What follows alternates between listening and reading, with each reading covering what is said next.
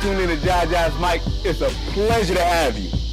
If this is your first time, please make sure you hit that subscribe button. I'm a firm believer that your life will be changed.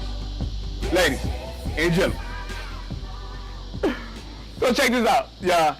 I'm in, like it's around maybe 4 p.m. in the afternoon, and I go inside my kitchen because I want some grub. I want to get something to eat. And I look around, I don't got no plates, I don't got no forks, there is nothing, no utensils. I don't have any plastic plates, no plastic cups. I'm like, yo, what's going on? Right? So I realized something. Your boy Jaja got to do some dishes. Ladies and gentlemen, your boy Jaja got to do some dishes. Oh my gosh. My world is about to end. So, it hit me that growing up, quick story, growing up every Tuesdays and Thursdays for the last, 20 plus years of my life, I had to wash dishes in my household, right? Every Tuesdays and Thursdays, it's 4 of us, right? 2 older sisters and a little brother. And I had to wash dishes every Tuesdays and Thursdays, and it became a discipline, right? And so as we get older, some of these things we don't really do as much or as frequent, right? So I realized this time I had to do some dishes. But I got a message. I got a message through washing dishes. Because you see, when I got to the destination of the sink, I'm looking around and I don't see a sponge. And not only do I not see a sponge, I don't see soap. I don't see liquid detergent. So I'm looking at this sink full of plates and I don't got soap. I don't have a sponge. So I run to the store, right? I go to the dollar store. I don't know about y'all bougie. I run to the dollar store, give me the big dollar liquid detergent, and give me a big sponge, $2. Back in my apartment, I don't want to get distracted. I don't want to go to Starbucks. I don't want to do a shoot. I don't want to do anything. I don't want to start recording another speech. I got to do some dishes because your boy got to eat. So I'm at my sink right now, all right? I got my sponge, big yellow sponge, and I got my liquid detergent, okay? And so I grab my sponge, unwrap it, all right? I got my sponge in my hand, and I'm looking at this dirty white plate. And as I look at this plate, I realize, man, I'm in a rush. I'm not an idiot. I'm in a rush. So I look at my sponge and I realize I can't wash this plate with just a sponge alone, right? It's not gonna clean everything. So I open the liquid detergent, and I put the detergent on my sponge. I start to scrub the plate. Realize I can't fully wash the plate without something more. I need something more. So I turn on my sink. My sponge has soap, now it has water. And now all these things fuse together and combine, okay, allow me to thoroughly wash that plate. All right, back and front, scrubbing my plate now. Soap is coming off. All these dirty things start coming off the plate. All right, let me go rinse it out. I'm rinsing it right now. I'm having fun. I'm smiling. When I do dishes, I be smiling. Only guy in the world smiling while doing dishes. See, y'all, this generation, y'all use the, what's that thing called? The washer. Where y'all put we grew up with the washer, right? But it was illegal, practically illegal in our household to use that bad boy. If there was dishes, we had to wash it manually. So whenever I have kids, they're not using whatever we have in about 2040. They using their hands. They're going to run to the dollar store like I did. And they're going to use detergent, and they're going to manually wash that bad boy. It's going to teach them some discipline. So anyway, back to my story. as I was washing dishes, a Bible verse came to me, right? This is real time. I got my Bible in front of me right now, right? And I had to open up to the book of Ephesians. And Ephesians talks about unity. This is chapter 4, verse 1 through 3. It says, I urge you to live a life worthy of your calling you have received. Live a life worthy of the calling you have received, okay? Then it says, be completely humble, gentle, and patient, okay?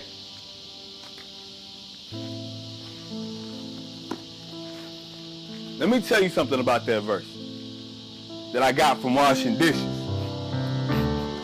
Right now, you're probably asking me, yo, Josh, you finna connect a Bible verse with washing dishes right now.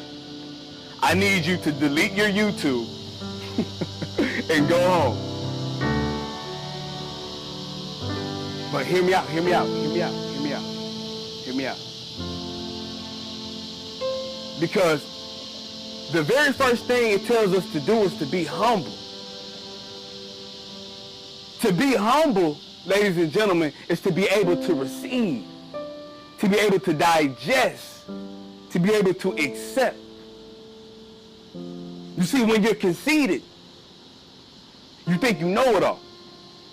See, when you're conceited, you don't feel as though you can learn anything. So whenever you're faced with an object, whenever you're faced with an obstacle, and you're not able to conquer that obstacle, you start to blame yourself. I can't do this. You've tried everything, but you can't do it. If I'm washing dishes right now, I'm washing that plate. If I'm using a sponge that cannot accept water, that cannot accept soap, that plate never gets clean. So ladies and gentlemen, when I talk about being humble, if there is an obstacle in front of you, and you are humble enough to realize that you do not have all the answers, therefore you start to go and not only receive soap and water, what soap and water are a representation of, you start to receive knowledge, right? You start to understand that you don't have it all up here, right? You start to understand that I might need to read a book. I might need to go see a mentor. I might need to get some training. I might need to be open to the possibility that I got to change my route in order to receive the information, in order to receive the soap, in order to receive the water, right? That's being humble. So if you are open to receive the information in which you do not have at the current moment, now you are able to clean the plate. You are able to overcome the obstacle. That is what being humble looks like. Being a sponge towards the information that God has put out here in this earth. You must humble yourselves, my ladies, my sisters. You must humble yourself, my brothers, gentlemen. Right? So, check this out. Not only does it say humble, it says be gentle. If I'm in the sink right now, and I'm cleaning a wine glass, first of all, if I'm cleaning that wine glass, even though I've received all the information now because I've been humble, I gotta be gentle. Because I gotta go around. I gotta go inside. Ladies and gentlemen, if I go too hard, I'm gonna cut myself. If I clean that glass too hard, I'm gonna break the glass, I'm gonna cut myself. What does that mean in real life? That means if you now are humble, you can receive the information, but now that you're receiving the information, you want to put that information into action. But nobody's going to receive or want to be around you or want to cooperate with you if you receive all that information and you're giving it back in anger. You got all the information, I'm about to take over this world now, you rage now, you ready to, while you contradict your humbleness, now you got to be gentle. Because anything you do in rage, right? Let's get psychological right now, right? You cut off the neocortex, the rationality part of your brain where you use to think. When you get angry, you cut that off. You diminish your ability to think right.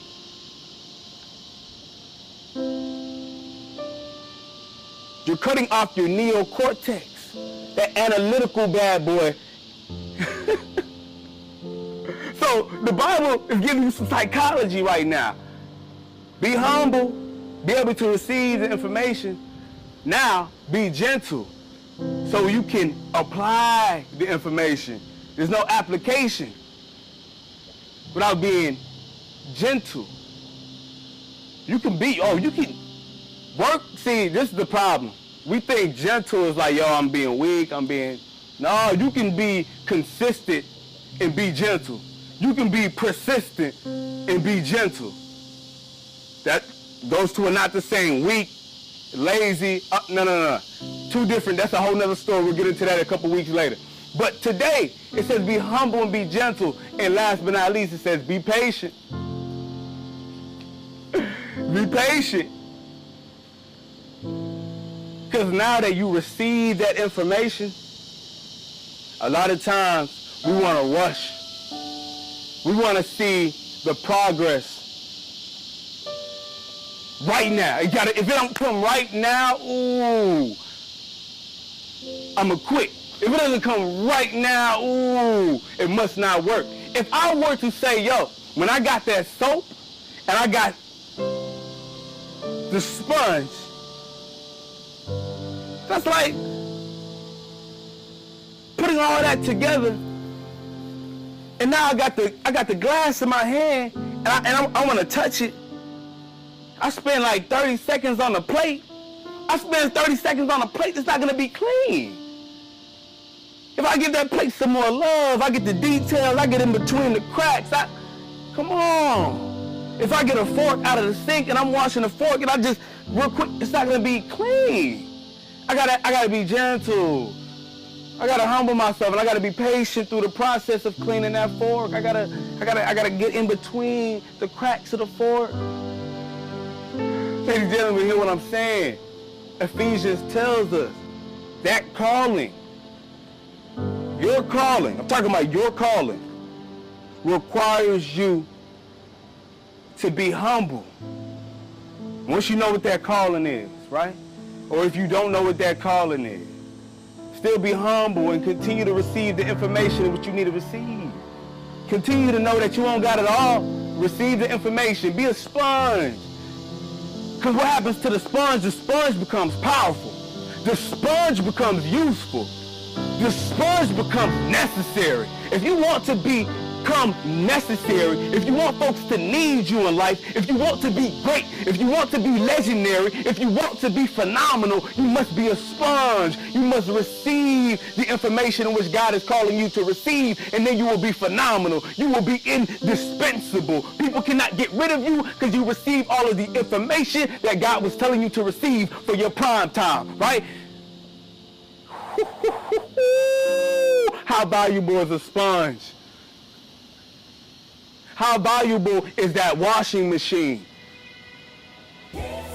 So ladies and gentlemen, the next time you receive a hunch, the next time you receive an order,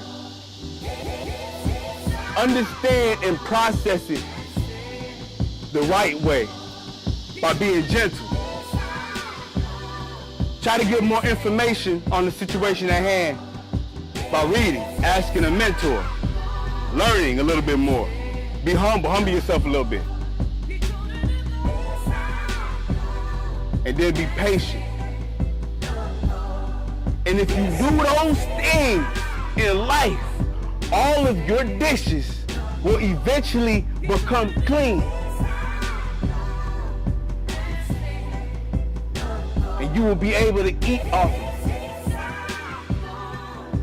And if you do those things, I'm a firm believer that your life will be changed. We are 15